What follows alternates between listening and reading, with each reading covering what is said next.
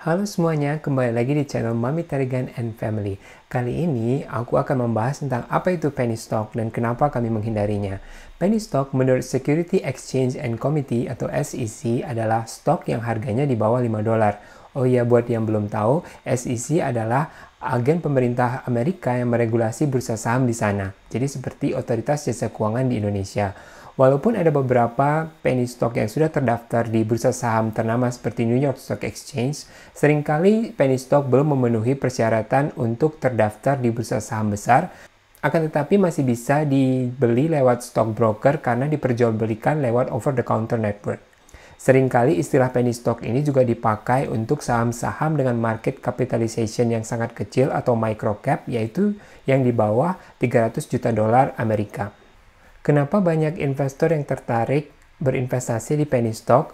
Harga saham yang rendah membuat investor tergiur karena bisa membeli saham dalam jumlah besar dengan menggunakan modal yang relatif kecil. Misalnya, penny stock dengan harga 10 sen per lembarnya cukup dengan untuk 100 dolar kita bisa membeli 1000 saham. Dalam waktu singkat, jika harganya naik 5 sen, maka investor akan mendapatkan keuntungan instan 50% dari modal yang ditanamkan. Nah, itu kalau harganya naik. Kalau misalnya harganya turun, resikonya juga besar karena kita akan kehilangan setengah dari modal yang kita gunakan. Nah, selain itu ada juga argumen untuk membeli perusahaan yang berkualitas bagus ketika dia masih kecil untuk mendapatkan keuntungan yang fenomenal ketika perusahaan tersebut tumbuh 10-100 kali lebih besar berapa tahun kemudian.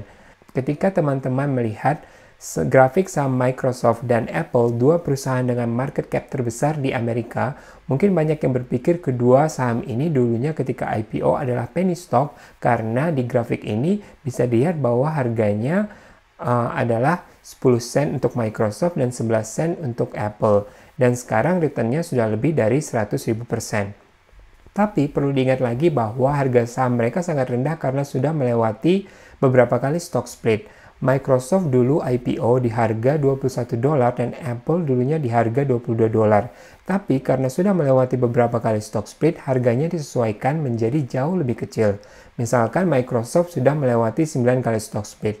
Nah, 7 dari 9 stock split ini mengubah satu saham Microsoft menjadi 2 buah.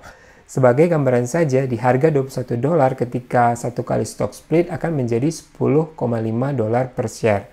Nah, setelah 2 kali stock split menjadi 5,75 per share-nya, dan seterusnya.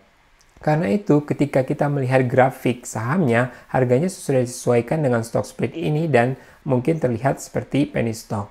Kembali lagi ke penny stock, mungkin teman-teman ada yang tetap tertarik atau bahkan sudah memiliki beberapa saham penny stock di portfolionya dan sudah menghasilkan keuntungan yang lumayan. Perlu dievaluasi lagi apakah ini adalah kebetulan saja atau bisakah kita mendapatkan keuntungan yang konsisten dalam jangka waktu yang panjang.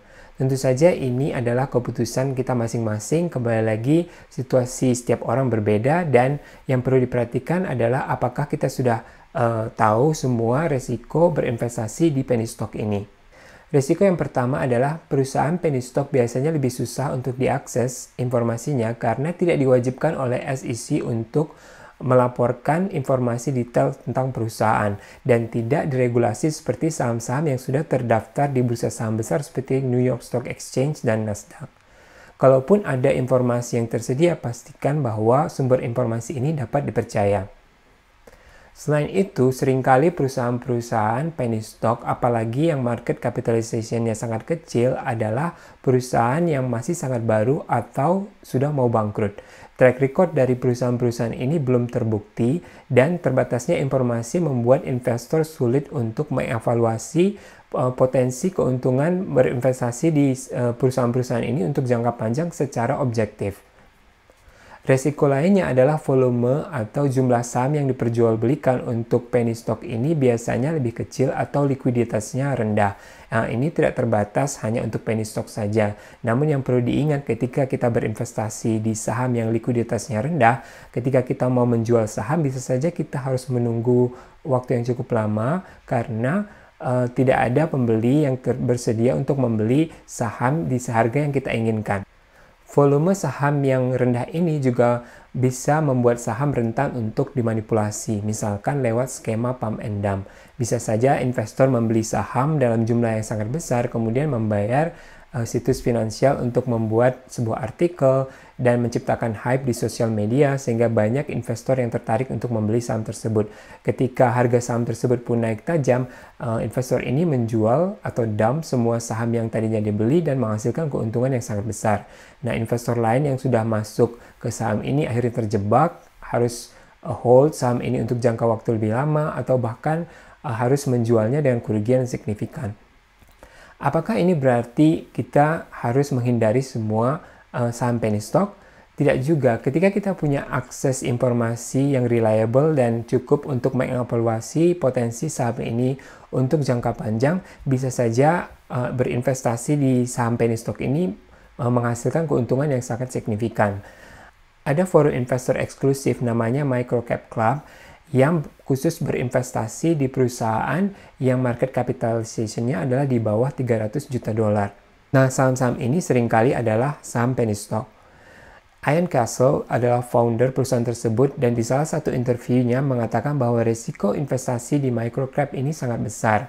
Di klub mereka ada 250 investor yang menganalisis saham dari 10.000 perusahaan Amerika yang tergolong ke dalam microcap. Mereka memilih 700 perusahaan dalam 10 tahun terakhir. Nah, dari saham-saham pilihan mereka, 50% dari antaranya turun setelah mereka pilih. Sebagian kecil sekitar 200 perusahaan menghasilkan keuntungan 2 kali lipat atau lebih. Nah, 100 dari 200 perusahaan tersebut akhirnya diakuisisi oleh perusahaan lebih besar dan hanya 20 dari saham-saham yang mereka pilih itu akhirnya menghasilkan keuntungan 10 kali lipat. Nah, kebayangkan teman-teman berapa susahnya untuk berinvestasi di saham-saham di kategori ini. Satu hal yang ingin aku tekankan di sini bahwa ada pentingnya juga untuk berinvestasi di perusahaan-perusahaan yang market capitalization-nya lebih kecil, tapi tidak harus di penny stock untuk mendapatkan keuntungan yang lebih besar. Ini penting untuk dipertimbangkan terutama bagi kita yang usia pensiunnya masih jauh.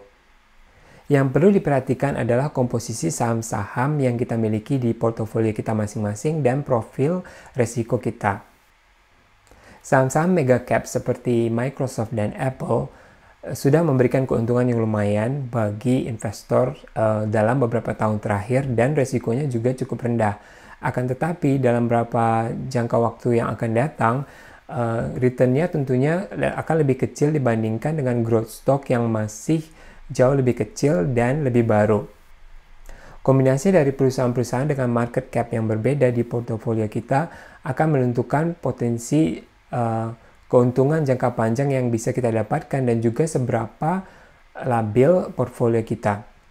Nah, mungkin ini bisa dibahas di video lebih lanjut. Demikian dulu untuk video kali ini. Jika teman-teman merasa video ini berguna, jangan lupa like dan subscribe ke channel ini supaya orang-orang lain bisa menemukan video ini dengan lebih mudah. Sampai jumpa di video berikutnya.